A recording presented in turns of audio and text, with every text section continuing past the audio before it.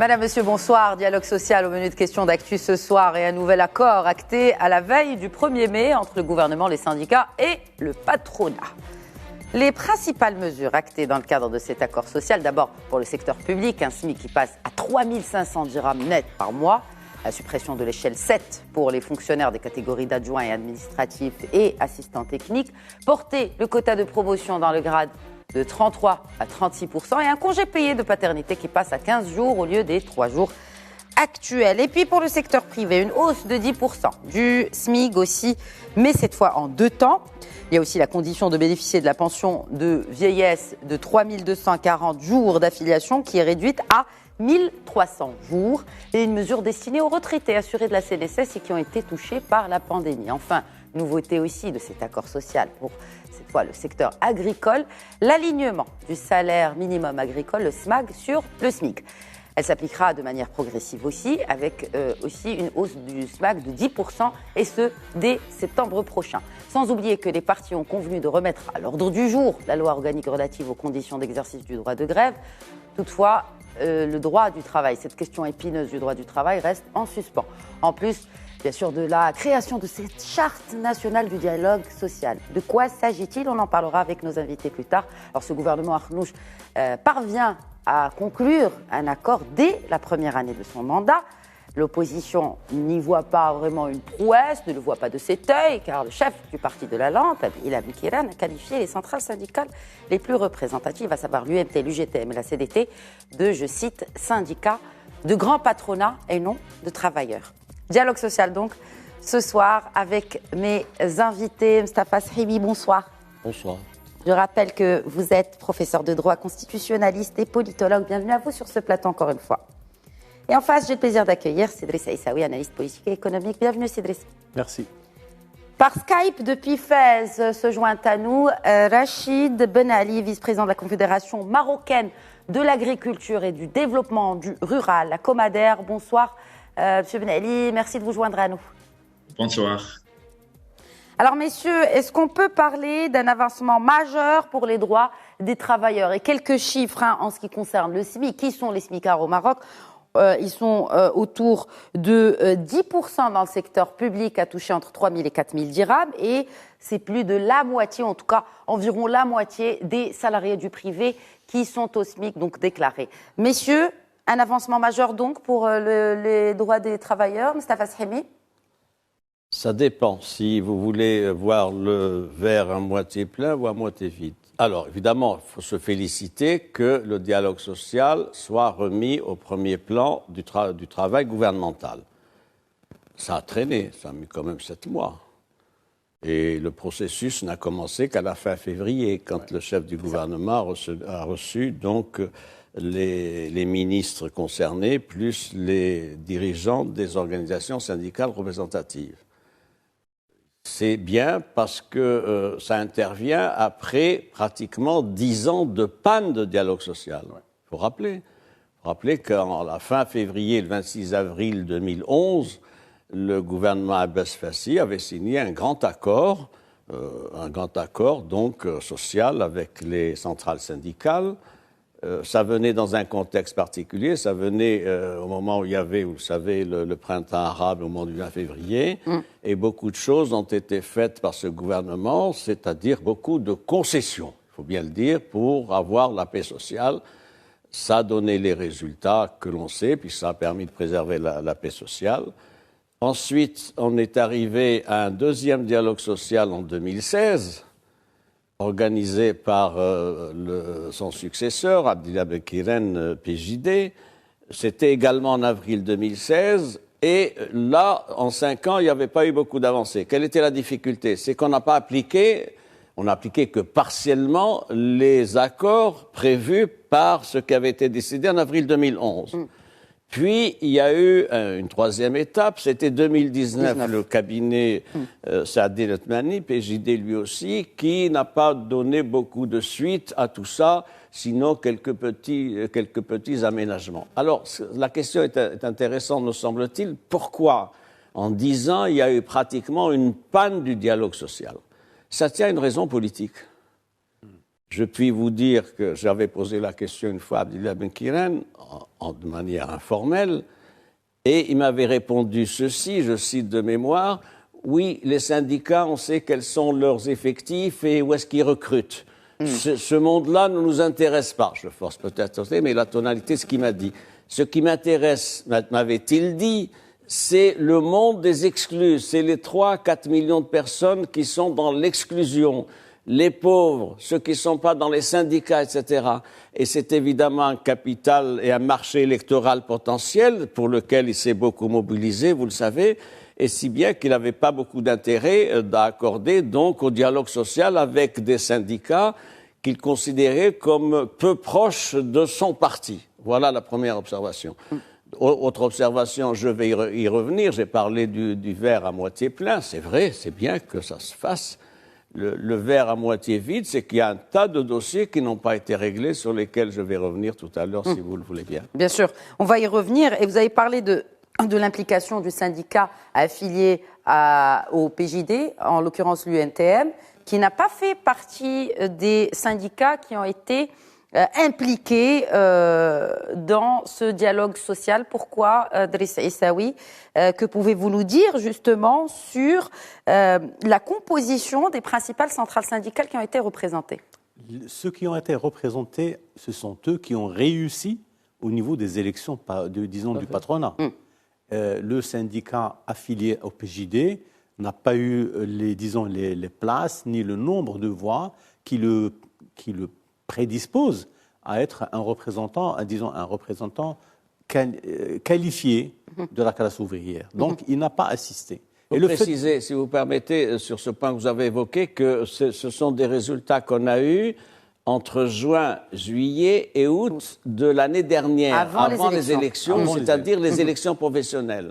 Et il y a eu une percée des candidats de l'UMT, suivi donc par la CDT, l'UGTM. En revanche, l'UNMT, le syndicat de la mouvance PJD, s'est effondré. Il a eu moins de 6%. Absolument. Voilà les résultats. Absolument. En fait, à cause ou grâce à ces résultats, ce syndicat n'est plus représenté au niveau des débats.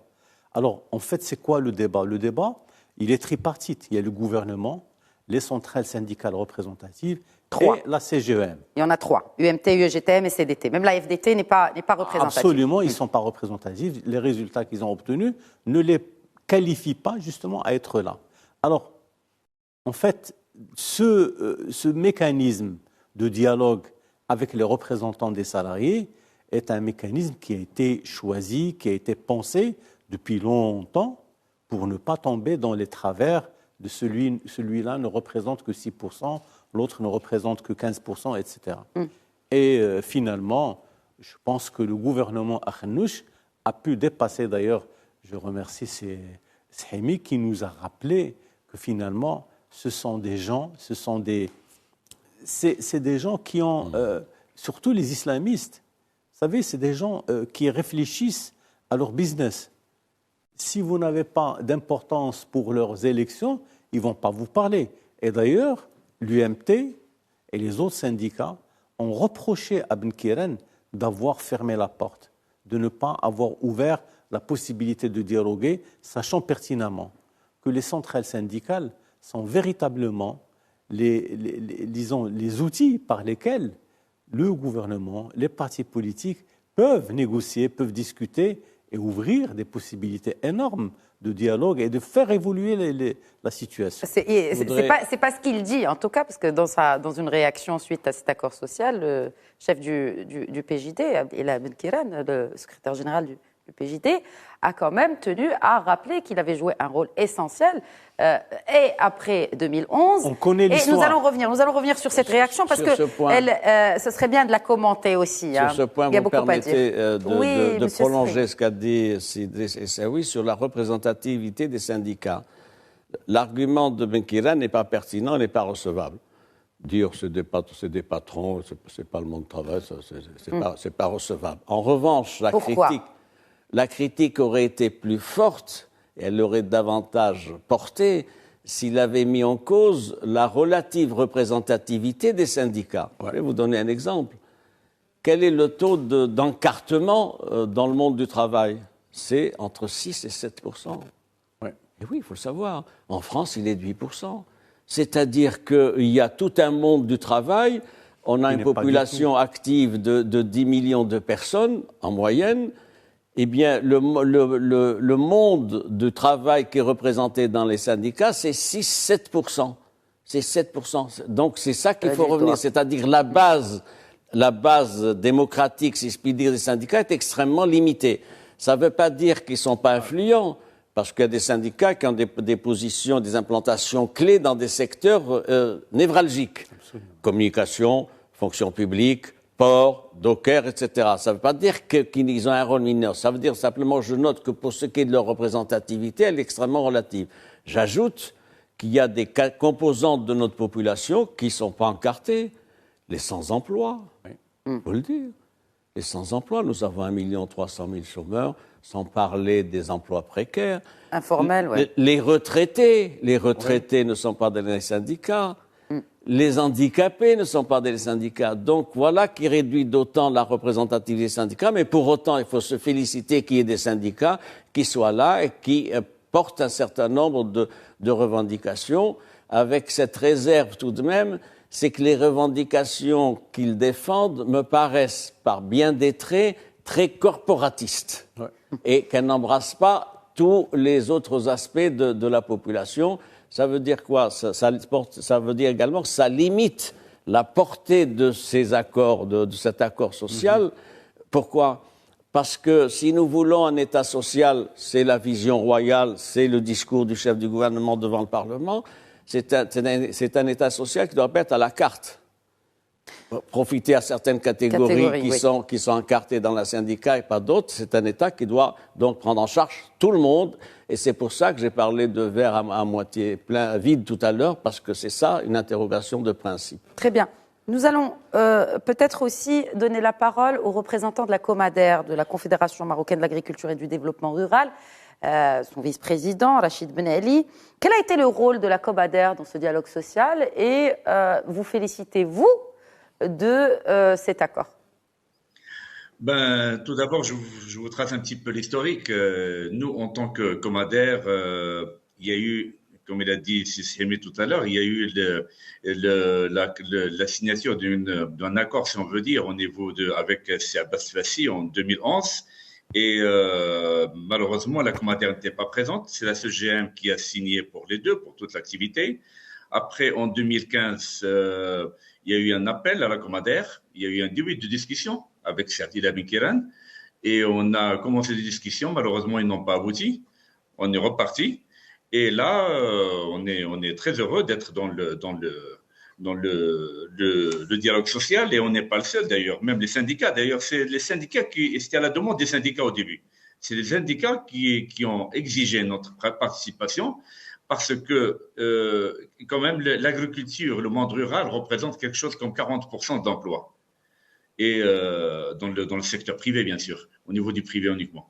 Donc là, c'était pour nous, c'est une aubaine, il fallait discuter, remettre tout à plat, regarder exactement les problèmes, là où c'est coincé, parce que c'est coincé quand même. C'est une discussion avec le monde agricole, le syndicat, le monde agricole, qui chacun conteste ses positions depuis 2011.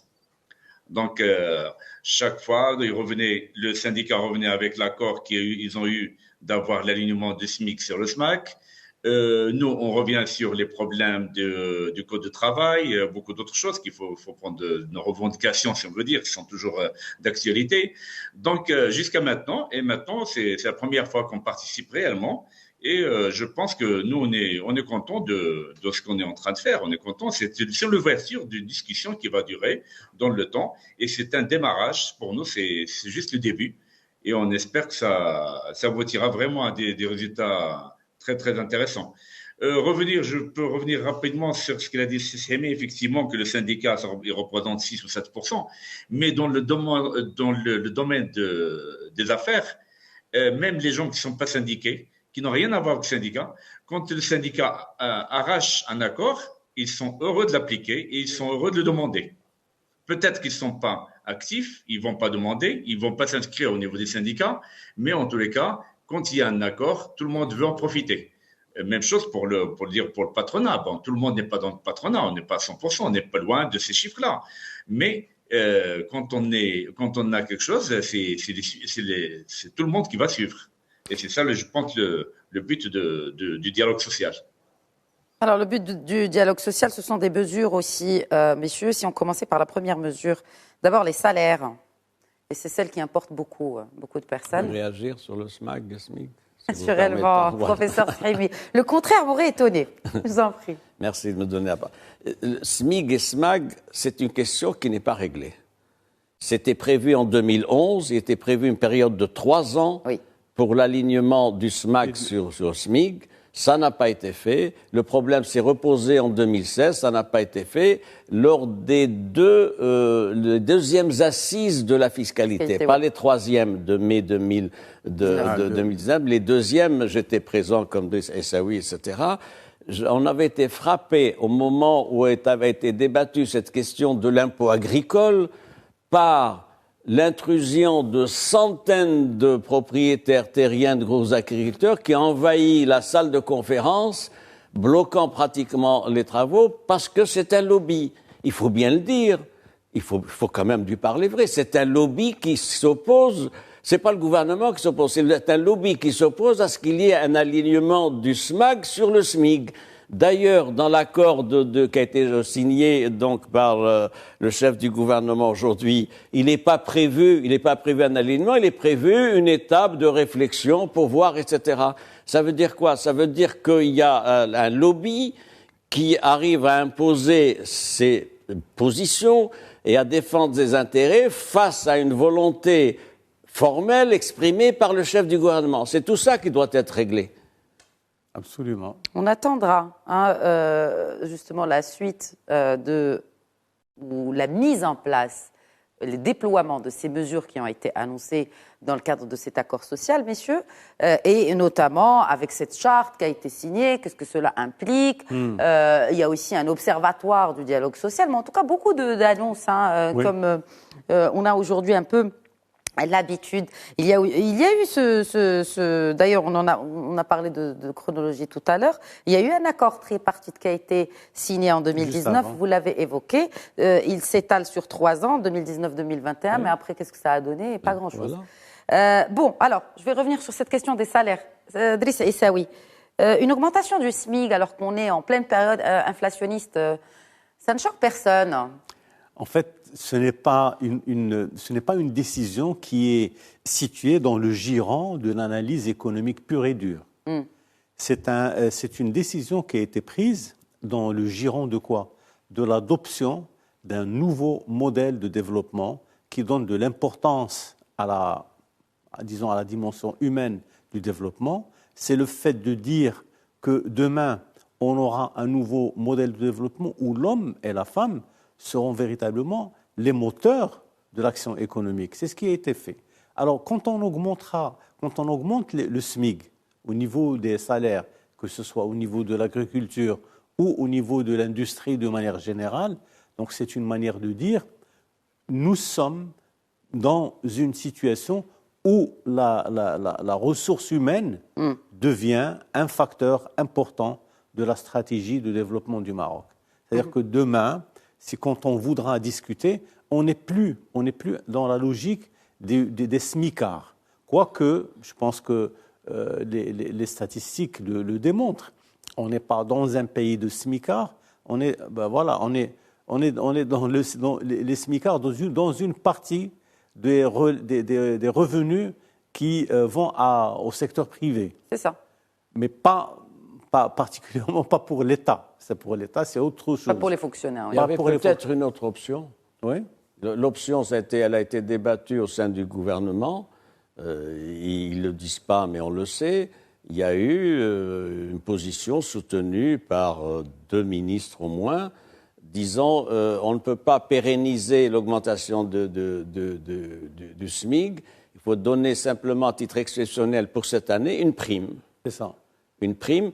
et les arguments invoqués ne sont pas neutres, ils sont intéressants. Ils ont dit que vous allez alourdir les charges des entreprises. Au moment où le Maroc est en train de prendre des mesures pour la compétitivité de son appareil de production et sur les marchés extérieurs, et finalement le chef du gouvernement a décidé que non, parce que son souci, me semble-t-il, c'était d'apparaître comme un chef de gouvernement ayant une fibre sociale. Alors Absolument. que tant de critiques lui sont faites par ailleurs, il a voulu marquer le coup, si je puis dire, en disant, ben voilà, 5%. C'est un SMIC d'ailleurs qui intervient en septembre 2022, 5%, et 5% un an après, mais 5% conditionné par des sujets sur lesquels on va sûrement revenir. Conditionné, nous allons y revenir certainement. Vous m'avez toujours pas répondu, Drissa Essaoui. Est-ce que ça ne risque pas d'augmenter l'inflation ? Sur la théorie de l'inflation de manière générale, qu'est-ce que c'est ? C'est une augmentation générale du niveau des prix qui peut être tirée par des raisons internes à l'économie nationale ou par de l'extérieur ou importée. Est-ce que le fait, parce qu'il y a une grande partie de l'inflation qui est endogène, oui. Est-ce que le fait d'augmenter les salaires, vous l'avez si bien précisé, Mustafa Srimi, va faire augmenter aussi les charges de l'entreprise, qui va faire répercuter cela sur les produits, sur les produits ou services, parce qu'il s'agit aussi de services, beaucoup, sur ces prix-là. Donc, in fine, c'est le serpent qui se mord la queue, et on se retrouve avec des prix encore plus élevés. De toutes les manières, écoutez, nous sommes dans une situation assez compliquée. On a la crise financière que nous avons vécue. Nous avons la crise pandémique que nous avons aussi vécue. Nous avons la guerre de l'Ukraine qui va impacter fortement. Qu'il fait déjà. Qu'il fait déjà au niveau des produits. Durablement. Je pense. Et durablement. Et il faudra, à ce moment-là, renégocier globalement beaucoup de choses, notamment ces prix-là. C'est-à-dire la question de la compétitivité ne sera plus discutée ni négociée avec le niveau des salaires. Elle sera négociée par rapport à l'ensemble du positionnement de l'économie ou de certains secteurs de l'économie marocaine.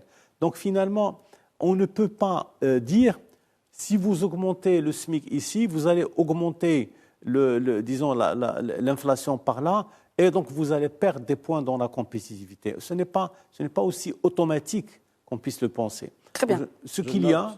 Si vous permettez, sur ce plan-là, je note un point particulier, c'est que les syndicats, notamment l'UMT, ont fait une concession. Ils ont fait une concession, pourquoi ? Parce que le mot d'ordre, la revendication principale de l'UMT, Essaoui le sait comme moi, ou mieux que moi, c'était l'indexation des salaires sur les prix. Il acquiesce. C'est-à-dire, si on avait appliqué ça, il aurait fallu donc que les salaires augmentent de 4,5%. Nous sommes à peu près à 4,5% d'inflation. Donc, il y a eu une concession. Premier point. Deuxième point, le chef du gouvernement a été bienveillant à l'endroit des syndicats. Ça n'est pas dans le communiqué, mais leur dotation a augmenté de 30%.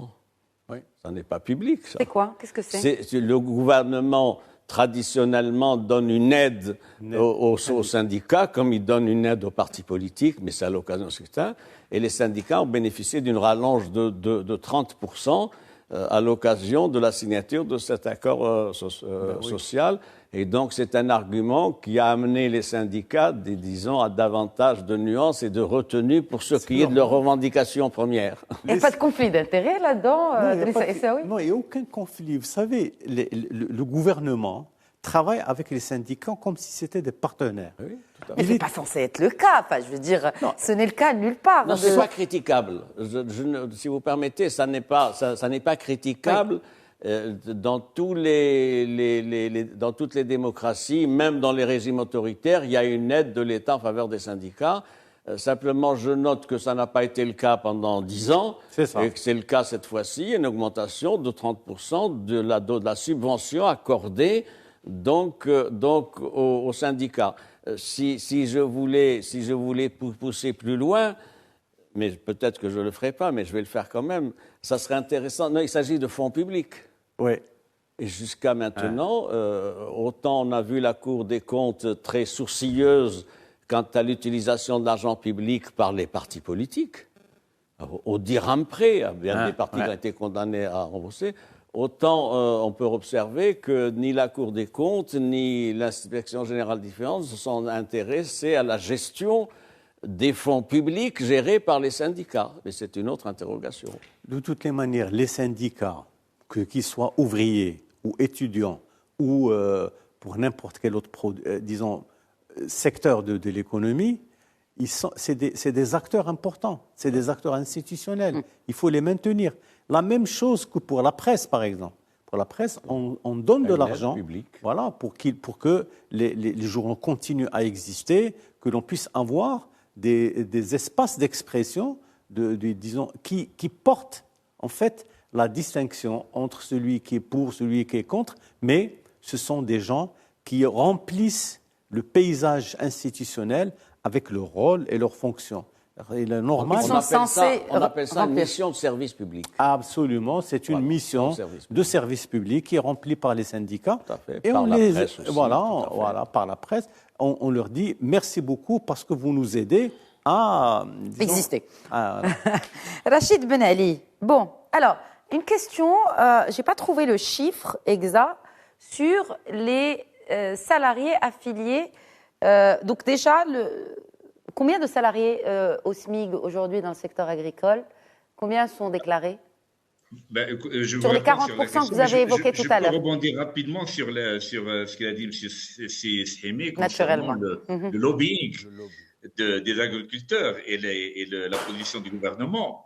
Et là, je pense qu'il y a beaucoup de choses à dire là-dessus. C'est pas aussi facile que ça, pas aussi simple. Le SMIC-SMAC, c'est prévu dans la génération Green, dans la nouvelle stratégie qui a été présentée devant Sa Majesté le Roi. Dont on attend aussi l'activation, Sibnali. Il est en cours parce qu'on a mis il a été décliné sous forme de filière. Il est en cours de la signature des contrats programmes. Donc ça va se faire incessamment. Mais l'objectif c'était 2030. On le sait, c'est déjà fixé. Qu'on démarre en 2020 ou 2021 ou 2022, en tous les cas, l'objectif c'est 2030. À la demande du gouvernement, on a accepté que ça soit ramené à 2028. Et de l'autre côté, il faut voir un petit peu ce que ça coûte pour un agriculteur d'avoir un alignement de SMIC-SMAC. C'est très bien de le dire, mais maintenant, il faut analyser en détail. Il y a deux choses très importantes. Premièrement, ça se passe au niveau local, au niveau intérieur. Et là, il y a beaucoup de choses qu'il faut revoir parce qu'on n'est pas dans la même situation. Une ferme n'est pas une usine. On ne travaille pas dans des endroits fermés, on travaille sous la température, sous la pluie, avec des aléas climatiques, des ouvriers qui se déplacent, qui ne peuvent pas travailler, qui sont payés, qui reviennent chez eux, des problèmes de sécheresse, qu'est-ce qu'on doit faire avec les ouvriers? Il y a tellement de choses, c'est très compliqué. On ne peut pas venir du jour au lendemain dire on augmente de 30%. Et ça, c'est pour le côté intérieur. Maintenant, vis-à-vis des étrangers, on a signé énormément de conventions d'ALE avec des pays étrangers. Maintenant, il faut voir pourquoi on n'arrive pas à percer au niveau des exportations dans pas mal de pays. Pourquoi on n'arrive pas à progresser au niveau des exportations. Je vais vous citer rien que mon domaine, par exemple, un domaine que je connais parfaitement, c'est l'olive ou l'huile d'olive. Aujourd'hui, au niveau de l'huile d'olive, on a quitté, je dis bien, on a quitté le prix international. Et si on analyse, et là je souhaite à vos invités d'analyser avec nous, parce que c'est quelque chose qu'on fait tous les jours, pourquoi on a quitté? Parce que le coût de revient chez nous au Maroc revient beaucoup plus cher maintenant que certains pays à côté. Et quand on prend les exploitations, on a 1 500 000 exploitations, et on prend les salariés, on a 285 000, mais entre les deux, et il y a 4 millions, on sait qu'il y a 4 millions de personnes qui travaillent dans le secteur agricole, mais il y a une bonne partie on ne sait même pas comment ils seront demain inscrits à la CNSS ou à l'AMO. Parce que c'est des aides familiales, c'est des gens qui travaillent pour la famille, qui sont dans les exploitations, mais là, il y a une ambiguïté là-dedans, c'est un peu difficile quand même. Et je vous ferai réagir aussi sur cette question, en tout cas cette relation de cause à effet entre inflation et augmentation du SMIC, en l'occurrence agricole, le SMAG. est-ce que cela ne va pas se répercuter encore une fois sur le prix de la tomate, sur le prix de l'oignon, sur le prix du panier de la ménagère marocaine? Avant même de parler d'export, Rachid Ben Ali, si vous permettez, parlons de consommation locale. Écoutez, c'est tout à fait normal, il faut bien que quelqu'un paie quelque part. Il faut bien qu'on trouve. Malheureusement, ce n'est pas le cas. Je vous dis bien, mais ce n'est pas le cas. Autant être franc. Le cas, parce qu'il y a le marché qui est stable, il n'augmente pas. Et ça, on est tous conscients que pour nous, ce sera une charge supplémentaire. Qui va être répercutée sur le prix de revient. Je vais vous donner le chiffre. Aujourd'hui, il n'y a pas un kilo d'oignon qu'on trouve dans un supermarché aujourd'hui à 3,50 dirhams. On le trouve nulle part au monde, ces prix-là. Ce sont des prix très bas aujourd'hui. Ils n'arrivent pas à augmenter, on ne peut pas les augmenter. Parce qu'il y a quand même un pouvoir d'achat en face, il y a une quantité. Aujourd'hui, avec le plan Maroc vert, il y a beaucoup de production et on ne peut pas aller à des prix, on ne peut pas augmenter, on ne peut pas encore augmenter les prix, ça ne va pas se faire. Peut-être sur quelques produits qui sont déjà importés, mais non, mais sur les produits, sur les produits locaux, vous assurez qu'il n'y aura pas de hausse, que la hausse du prix du SMAG ne va pas se répercuter sur le produit consommé localement. Franchement, sachant que la tomate, elle est autour de 8 à 10 dirhams aujourd'hui. Ça va baisser. Ça va baisser. La tomate va baisser. Très bien. Ça va baisser. C'est juste un problème de début du mois de Ramadan, qu'il y a eu une forte demande sur ce produit, mais ça va baisser. D'autres produits continuent et sont stables. On suit le marché tous les jours. Il y a eu, comme chaque année, des petites augmentations. Peut-être même, il y a des fois de grandes augmentations comme sur la tomate, c'est arrivé dans un endroit à 12 dirhams, à côté à 8 dirhams, donc ça peut arriver. Mais c'était vraiment, avec l'arrivée du Ramadan, avec cette phobie des prix qui vont augmenter et tout, oui, mais sinon, ça va se stabiliser incessamment. Il n'y aura pas de répercussions. Très bien. Et en pourcentage toujours, pour revenir à la question, combien sont au SMAG aujourd'hui sur les 280 000 ? C'est la totalité, là. Les personnes qui sont déclarées sont en SMAC. Très bien, pas plus du SMAC. Il y a un point très important qu'il faudrait prendre en considération. C'est que quand on parle, est-ce que, moi je vais vous sortir je pense, j'ai pas les chiffres en tête maintenant, mais je peux vous dire qu'il y a 15 ans, par exemple, ou il y a 20 ans, les salaires étaient aux alentours de 50 dirhams. Il n'y avait pratiquement pas de CNSS, il y avait 10% de CNSS. 50 dirhams par jour, juste pour préciser. Hein. Pardon ? 50 dirhams par jour. Oui, par jour. Et il y avait la CNSS, il n'y avait même pas 100 000 salariés déclarés. Donc, les gens ne payaient pas de CNSS. Le coût pour l'agriculteur, c'était 50 dirhams. Et le prix du blé, pendant les 20 dernières années, n'a pas changé. Le prix de la tomate, de l'oignon, de la majorité des produits, ça n'a pas changé. Maintenant, il y a un problème. Ceux qui ne sont pas subventionnés, ils ont changé, Rachid Ben Ali, quand même. Pardon ? Pour les produits non subventionnés, hors blé, bien sûr, les prix ont changé. Non, ils n'ont pas augmenté. Depuis les 20 dernières années, ils n'ont pas augmenté.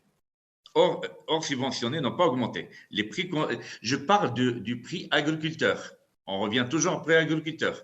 Entre agriculteurs et sur le marché, et il y a des facteurs 3, facteurs 2, il y a tellement d'intermédiaires, et ça, c'est pas l'agriculteur qui malheureusement qui est concerné. Très et bien. là, quand je parle de ces prix-là, je parle du prix à la pomme sortie de chez l'agriculteur il y a 20 ans, et aujourd'hui, elle est à 3 dirhams. Maximum 3 dirhams. Il est à 22 dirhams sur les étals. Et elle est à 12 dirhams sur les étals. Un peu plus. Voilà, un peu plus que 12 dirhams, Rachid Ben Ali. Je ne parle pas des pommes importées. Quand on décortique les prix, il faut parler de l'agriculteur et ce qu'il encaisse, ce qu'il empoche l'agriculteur réellement. Nous, on ne le sait pas, mais c'est vous qui le représentez si vous dites que c'est 3 dirhams donc pour le kilo de pommes. Donc c'est vrai que la marge, elle est quand même conséquente pour les intermédiaires.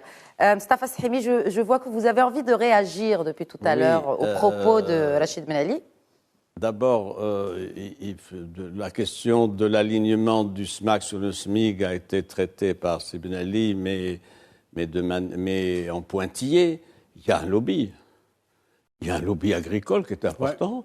Il y a un lobby agricole qui est important à la Chambre des conseillers.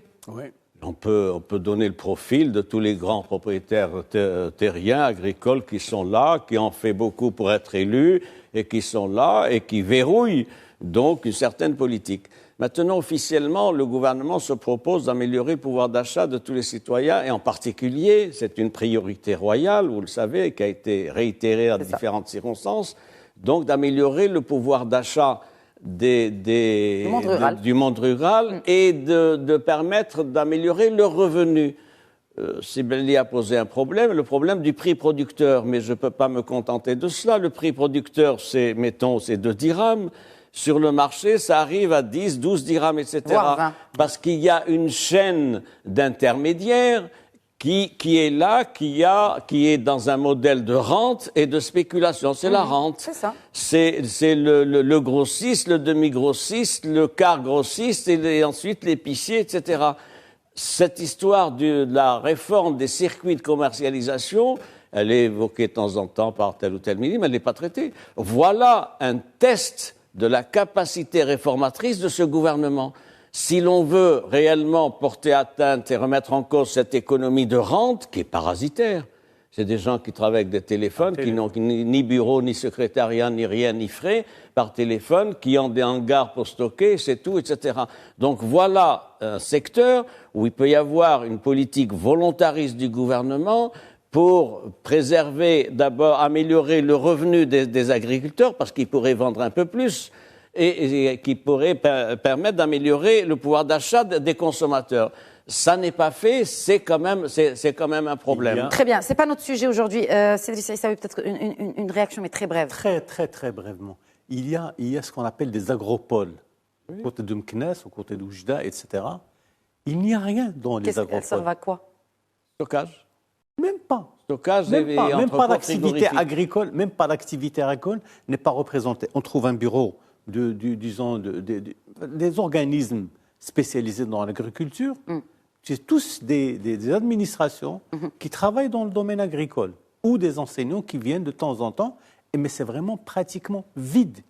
Ils ont de belles salles, ils ont des salles de conférences, ils ont des espaces justement pour exposer, pour pouvoir faire du travail. Il n'y a rien. Les agropoles, on les a créés, mais malheureusement, ils ne servent à rien.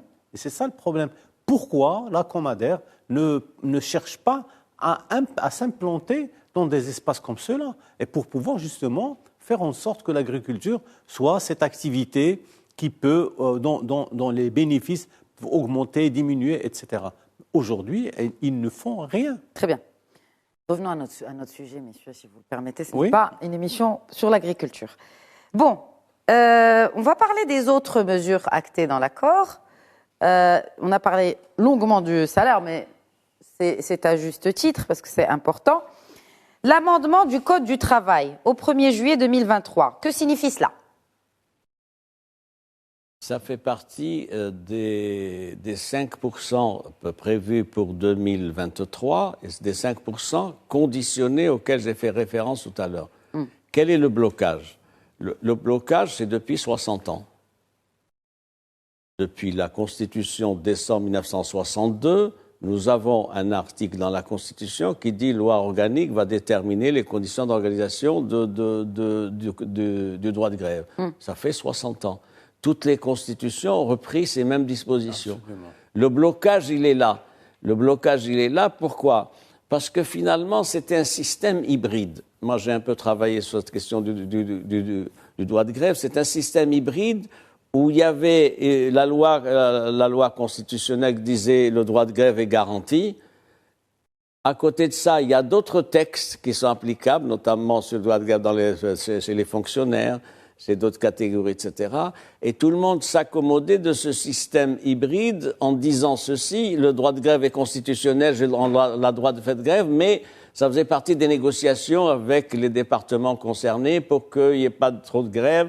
Quand ça dépasse, évidemment, il y a de la répression. On a eu des grèves particulières. On a eu des grèves de juin 1981, les grèves de 90, etc., et d'autres grèves qui ont été des grèves très dures, très violentes, et très sévèrement réprimées, etc. Donc le blocage, il est là. Les syndicats avaient comme position sanctuaire dans un bancaire disant on touche pas au droit de grève, il est constitutionnel. Le gouvernement n'a jamais eu la capacité politique de réglementer cela. Il se trouve que 11 ans après la nouvelle Constitution, il faut bien implémenter la loi suprême de juillet 2011. Oui. Donc nous en sommes là. Et il y a encore de la réticence du côté des syndicats, puisqu'ils n'ont pas approuvé. Ils ont approuvé en arrachant les 5% pour 2023, mais vous allez voir qu'ils vont reprendre leur mobilisation à géométrie variable suivant le syndicat quand le problème sera posé au niveau du dépôt du projet de loi organique sur le droit de grève. Alors, le droit de grève, exactement. Donc, une promulgation pour le 1er janvier 2023. Encore une fois, l'amendement du Code du travail. Quels sont les points qui posent problème aujourd'hui au secteur privé, d'abord? C'est la grève. Comment gérer la grève? En dehors de la grève, au-delà de la grève. Non, au-delà. Parce que le Code du travail représente aussi un frein pour l'investissement. Le contrat de travail. Le contrat. Oh, ben ça rentre dans le Code du travail. C'est ça, non, mais c'est pour... Voilà. Aujourd'hui, le contrat, selon nombre d'investisseurs, ne remplit pas son rôle d'encourageur d'investissement. Non, c'est-à-dire qu'aujourd'hui, jusqu'au jour d'aujourd'hui, le contrat de travail ne permet pas justement d'imaginer la possibilité pour la relation salariale de pouvoir évoluer, on va dire pas librement, mais de manière intelligente dans un espace donné. Aujourd'hui, le contrat de travail, il est limité par tout ce que Moustapha Sahimi vient d'expliquer. Nous avons des choses qui sont dues à tel ou tel lobby, à tel ou tel... En fait, c'est des choses qui sont liées à des décisions qui ont été prises il y a longtemps.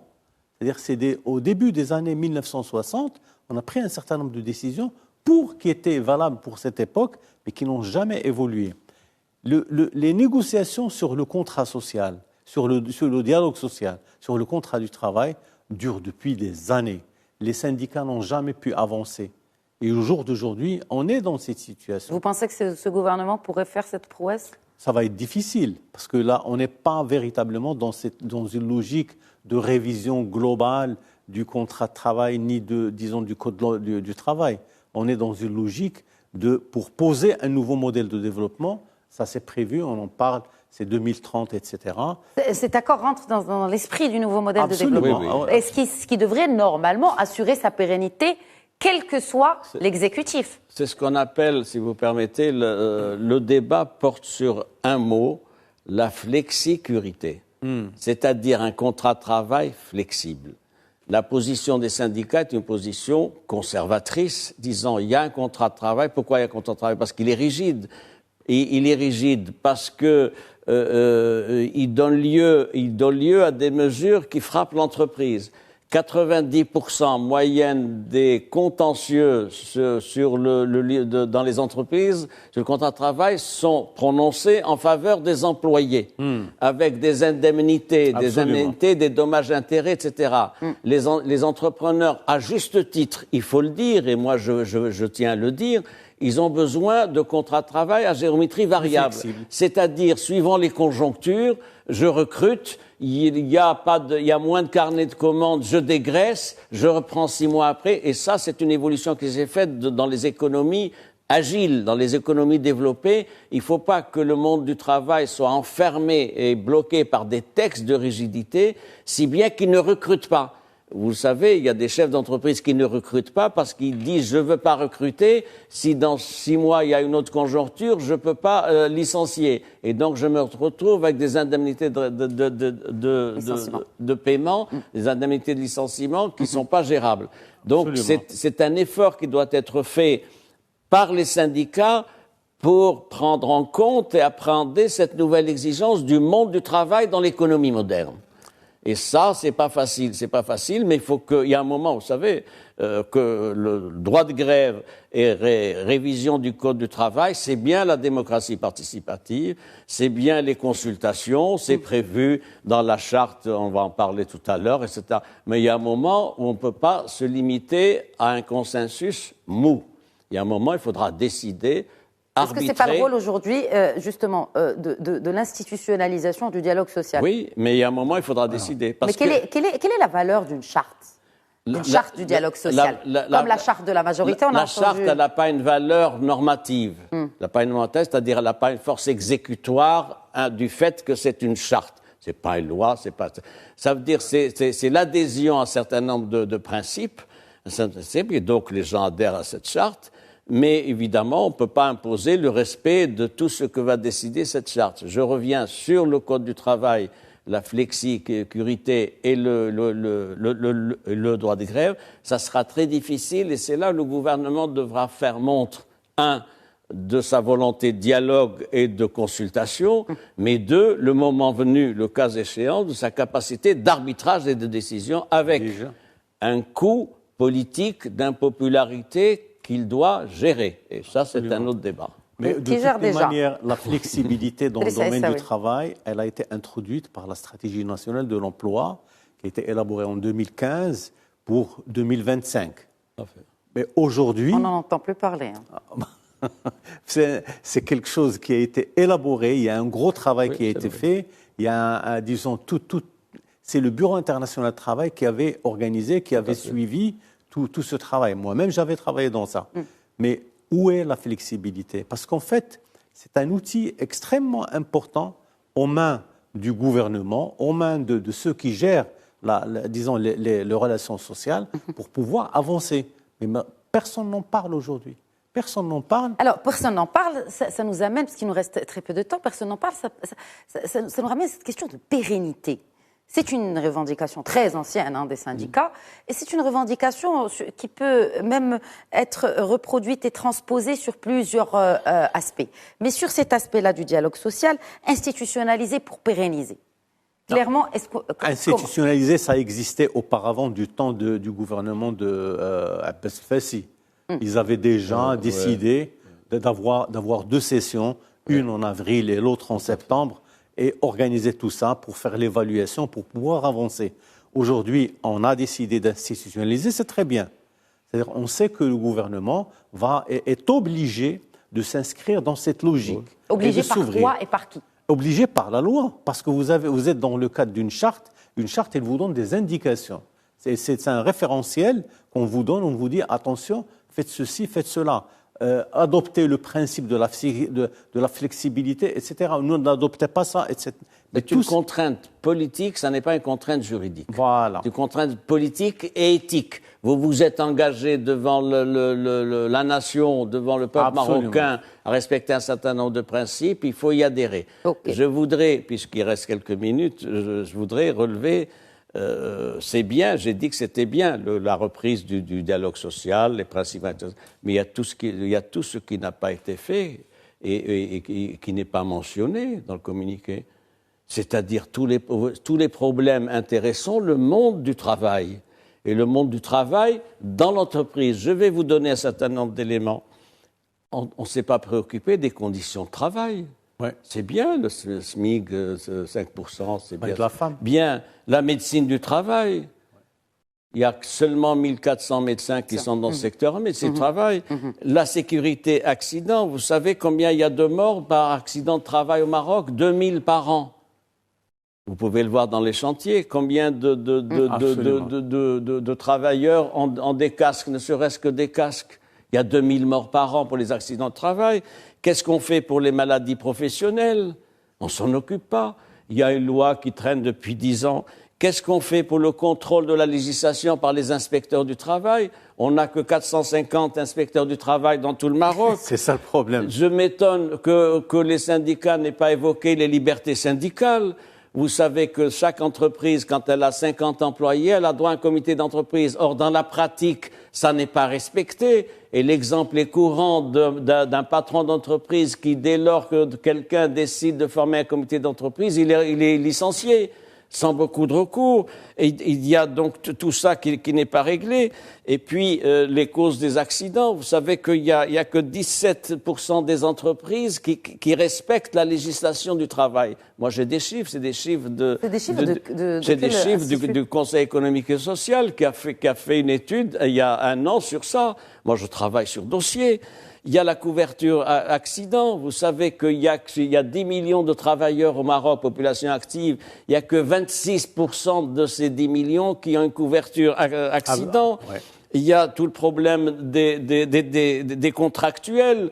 Qu'est-ce qu'on fait des contractuels aujourd'hui? Contractuels enseignants, contractuels ceci, etc. Qu'est-ce qu'on fait? Qui prend en charge? Ce n'est pas les syndicats. Ils n'ont pas posé ce problème-là. Donc la question qui m'intéresse, moi, c'est de savoir si les syndicats d'aujourd'hui, tels qu'ils fonctionnent, ils sont un acquis dans la démocratie sociale napolitaine, est-ce qu'ils sont en mesure de se remettre en cause pour de nouvelles missions de syndicats? Il y a d'ailleurs sur la table une loi sur les syndicats, dont personne ne parle, et qui est encore dans le circuit administratif. Donc, pour autant d'interrogations qui me poussent à cette conclusion, c'est bien, mais c'est ponctuel, c'est réducteur, c'est le système du monde du travail, les contraintes qui pèsent sur lui, qui est à mettre au premier plan d'une véritable politique sociale, conformément à la philosophie royale de l'État social et conformément à notre projet de société tel que défini par le nouveau modèle de développement. Un dernier mot, Rachid Meali. Je ne vais pas vous poser de questions parce que, effectivement, si vous voulez rebondir, il nous reste à peu près 1 minute. 1 minute, rapidement. Donc pour nous, au niveau du SMAC-SMIC, c'est quelque chose pour laquelle on a pensé à ça.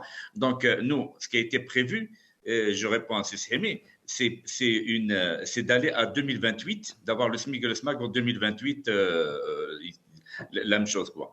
Alors là, pour nous, c'est ce qu'on est en train de voir. Il y a des revendications, si on veut dire, de la CGM qui sont communs à toute la profession, à tout le monde. Et il y a des choses qui sont spécifiques pour l'agriculture. Et là, je parle de l'article 16-17, par exemple, qui parle de la saisonnalité.